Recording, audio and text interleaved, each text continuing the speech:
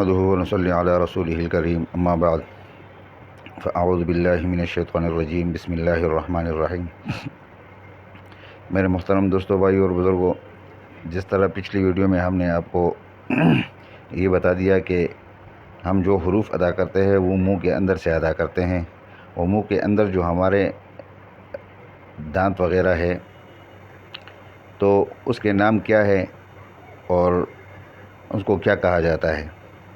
پھر اسی طرح ہم نے آپ کو بھی بتا دیا کہ حروف کے جو مخارج ہے وہ 17 ہے، اور مخارج کی جمع ہے، اور مخرج اس جگہ کو کہا جاتا ہے جس سے حروف نکلتا ہے۔ تو یہاں پر تھوڑی سی اس کی تفصیل ہے۔ تفصیل اس کی یہ ہے کہ اب ہمیں کیسے پتہ چلے گا کہ کس حرف کا مخرج کیا ہے۔ تو اس کا یہاں پر ایک آسان سا طریقہ انہوں نے یہ بتایا ہے کہ آپ اس حرف کو ساکن کر کے اس کے شروع میں حمزہ لگا دیں۔ تو جب آپ اس کو ساکن کر کے اس کے شروع میں حمزہ لگائیں گے اور اس کو پڑھیں گے تو خود بخود اس کا مخرج آپ کے سمجھ میں آ جائے گا۔ جیسے یہاں پر ہے یہ حمزہ با زبر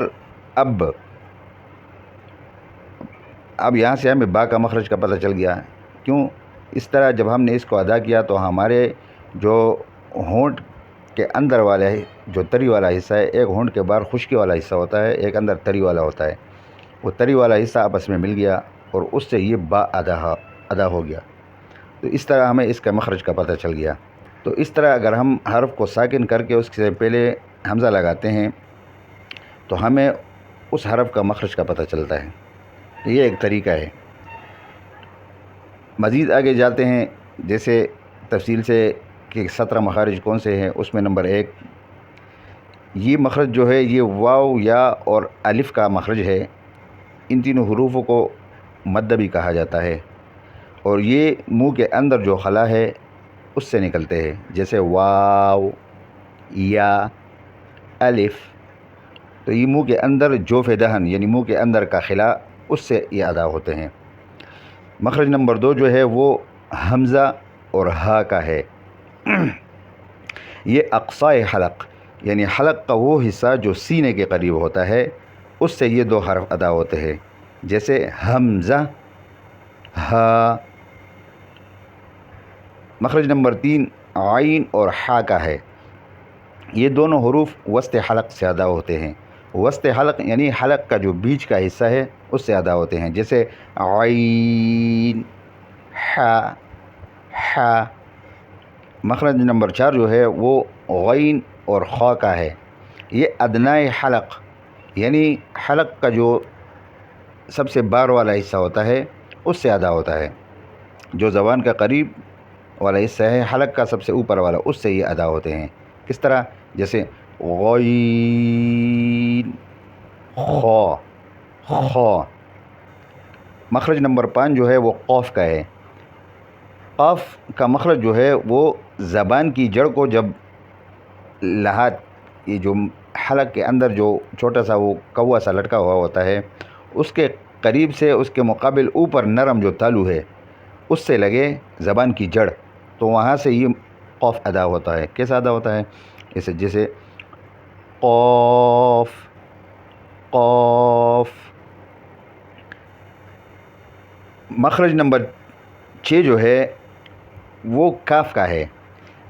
اس کا جگہ قاف کے مخرج سے ذرا نیچے منہ کی جانب زبان کی جڑ کے قریب سے اس کے مقابل اوپر جو سخت تالو ہے اس سے جب یہ زبان لگتا ہے زبان کی جڑ تو یہ حرف نکلتا ہے، جیسے کاف، کاف۔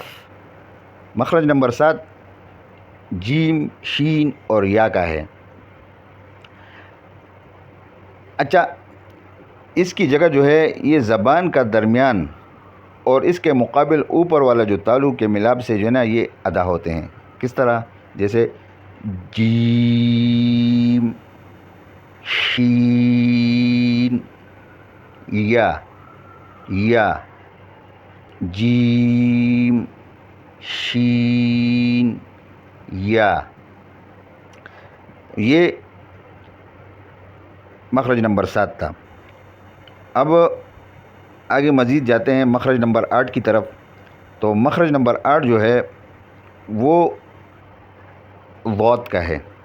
کچھ لوگ اس کو چھوٹا دال پڑھتے ہیں، کچھ لوگ کس طرح پڑھتے ہیں، کچھ کس طرح. اس کا مخرج جو ہے نا، اس کو ادا کرنے میں بعض لوگوں کو مشکل پیش آتی ہے، لیکن کوشش کرنی چاہیے کہ جو اس کا مخرج ہے اسی سے ادا کرے. اور وہ مخرج اس کا جو ہے وہ ہے زبان کا حافہ یعنی کروٹ. جب دائیں یا بائیں جانب والی اوپر والی 5 جو داڑیں ہیں، جیسے ضواحک، طواحن، نواجز اور اذراس، یہاں داڑوں سے ملے تو یہ حرف ادا ہوتا ہے. کیسے؟ ضاد ضاد. اب مخرج نمبر 9 لام کا ہے، یعنی زبان کا کنارہ جب ثنایا یا رباعی، انیاب اور ضواحک. ثنایا پہلے والے 4 دانتوں کو کہتے ہیں، اس کے بعد رباعی، انیاب اور ضواحک. ضواحک ان دانتوں کو کہا جاتا ہے جب ہم ہنستے ہیں نا، جب ہنسنے کے بعد جب ہمارے جو یہ داڑھ والی دانت نظر آتی ہے، جب منہ کھول کے انسان ہنستا ہے تو جو داڑھ نظر آتی ہے اس کو ضواحک کہتے ہیں. تو اس کے دائیں یا بائیں جانب مسوڑوں کو جب زبان کا کنارہ لگتا ہے تو اس سے لام ادا ہوتا ہے. اور پڑھنے کا طریقہ کیا ہے؟ لام. مخرج نمبر 10 جو ہے نون کا ہے. نون کا مخرج جب زبان کا کنارہ ثنایا، رباعی اور انیاب سے لگے تو یہ حرف ادا ہوتا ہے. کس طرح؟ نون. مخرج نمبر 11 را کا ہے. زبان کی پشت اور اس کا کنارہ جب ثنایا اور رباعی کے مسوڑوں سے لگے تو یہ حرف ادا ہوتا ہے. ثنایا سامنے والے دانتوں کو کہا جاتا ہے اور رباعی اس کے ساتھ جو 4 دانت ہیں اس کو کہا جاتا ہے. تو اس کا ادا کرنے کا طریقہ کیا ہے؟ جیسے را را را. مخرج نمبر 12 طا، دال اور تا کا ہے. زبان کی نوک جب ثنایا اور علیا، ثنایا علیا یعنی اوپر والے، سامنے کے اوپر والے دانت، ثنایا سامنے والے دانتوں کو کہا جاتا ہے، اور جو اوپر والے دانت ہے سامنے کے اس کو ثنایا علیا کہتے ہیں، اور نیچے والے کو ثنایا سفلا. تو اس سے کی جڑ سے جب زبان کی نوک لگتی ہے تو یہ حرف ادا ہوتے ہیں. کس طرح؟ جیسے طا، دال، تا تا. مزید آگے چلتے ہیں مخرج نمبر 13 کی طرف. مخرج نمبر 13 ضا، زال اور سا کا ہے. زبان کی نوک جب ثنایا علیا کے کنارے سے ملے تو یہ حرف ادا ہوتا ہے. اب کیسے؟ جیسے ضا، زال، سا سا. مخرج نمبر 14 صاد، زا اور سین کا ہے. زبان کی نوک جب ثنایا سفلا کی کنارے سے ٹکرانے کے ساتھ ثنایا علیا سے بھی لگے، یعنی دونوں سے اوپر نیچے دونوں سے لگے تو یہ حروف ادا ہوتے ہیں. جیسے صاد، زا، سین. مخرج نمبر 15 فا کا ہے. ثنایا علیا کے کنارے اور نچلے ہونٹ کے اندرونی حصے کے ملنے سے ادا ہوتا ہے. ثنایا علیا نے یعنی اوپر والے سامنے کے جو دانت ہے اس کے کنارے اور نچلے ہونٹ کے اندرونی حصے کے ملنے سے، نچلے ہونٹ کے اندرونی جو حصہ ہے اس کے ملنے سے یہ فا فا فا ادا ہوتا ہے. مخرج نمبر 16 جو ہے وہ واو متحرک، با اور میم.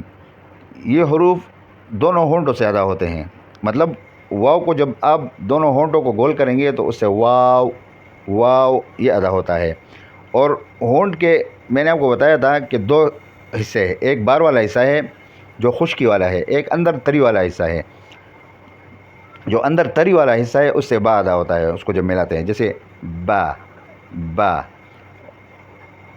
اچھا، ہونٹ کے بیرونی خشکی والے جو حصہ ہے اندر والے حصے سے با ادا ہوتا ہے، اور جو بار والا خشکی کا حصہ ہے اس سے کیا ادا ہوتا ہے؟ میم میم. نمبر 17 کا جو مخرج ہے وہ غنہ کا ہے. غنہ کیا چیز ہے؟ یہ آگے جب ہم مرکب حروف آتے ہیں اس میں جب ہم جائیں گے تو وہاں پر ہم بتائیں گے کہ غنہ کیا ہے. یہ غنہ ناک کے اندر جو ہڈی ہوتی ہے تو اس کے اندر سے ایک آواز نکلتی ہے، اور اس ناک کے اندر کی جگہ کو خیسوم کہتے ہیں، اور یہ وہاں سے ادا ہوتا ہے. تو یہ 17 مخارج تھے.